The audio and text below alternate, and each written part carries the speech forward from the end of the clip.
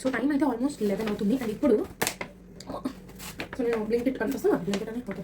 So Blinkit నుంచి అన్నీ order చేసుకున్నాను. దీని మీద చాలా ఇవి ఉన్నాయి. సో ఇవంతా మనం మంచిగా చేద్దాం తర్వాత. ఇప్పుడు కాదు పొటాటోస్,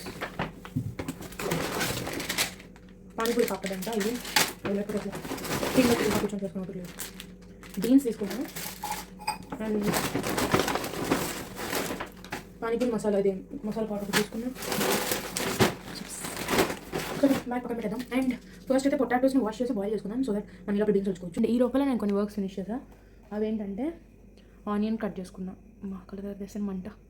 ఆనియన్ కట్ చేసుకున్నా. నాకు నిజం చెప్తున్నాను కదా, ఫ్రాంక్గా మాట్లాడుకోవాలంటే కిచెన్లో ఈవెన్ కొంచెం ఎట్లా కట్ చేయాలి అనే టెక్నిక్స్ కూడా తెలియదు. మధ్య ఫుడ్ మీద పడ్డా. అండ్ కొత్తిమీర ఫుల్గా కొంచెం ఇట్లా ఒక బౌల్లో కట్ చేసుకొని మిగిలిన పిచ్చుకులకి వేసేసి పెట్టేసిన. అండ్ పెద్ద పొటాటోస్ ఇవి 4 బాయిల్ చేసుకున్నాం కదా. సో ఇవి ఒక అరౌండ్ 30 minutes అలా బాయిల్ చేసిన.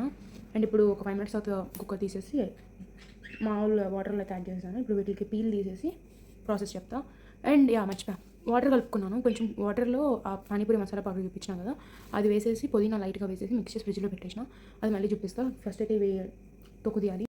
సో ఇంకా తొక్కంతా తీసేసుకున్నాక మంచిగా ఇవన్నీ ఒక గిన్నెలోకి కానీ ఒక ప్లేట్ అంటారు కదా, పళ్ళెం అంటారు కదా, దానిలోకి కానీ వేసేసుకొని మంచిగా అన్నీ నీట్గా కలుపుకోవాలన్నమాట. నేనైతే దానిలోకి ఇప్పుడు ఎర్రగడ్డలు, కొత్తిమీర అవి ఇవి అన్నీ వేసేసి చిల్లీ పౌడరు, ఉప్పు, చాట్ మసాలా అన్నీ వేసేసి మిక్స్ చేసేసుకున్నాను. అండ్ నేను తర్వాత కుక్ చేసేసుకున్నాక లైట్గా వాటర్ పోసుకొని మంచిగా కుక్ చేసుకున్నాక పానీపూరి కూడా కుక్ చేసేసుకున్నా, వేయించుకున్నా. దీని తర్వాత మంచిగా మనకు అన్నీ రెడీ చేసేసుకొని కూర్చొని తినడమే. అసలు తింటుంటే ఉన్నింది స్వర్గం. బయట పానీపూరి వాడు కూడా అంత టేస్ట్ ఇవ్వడేమో, అంత హైజీన్గా. నాకైతే పిచ్చగా నచ్చేసింది.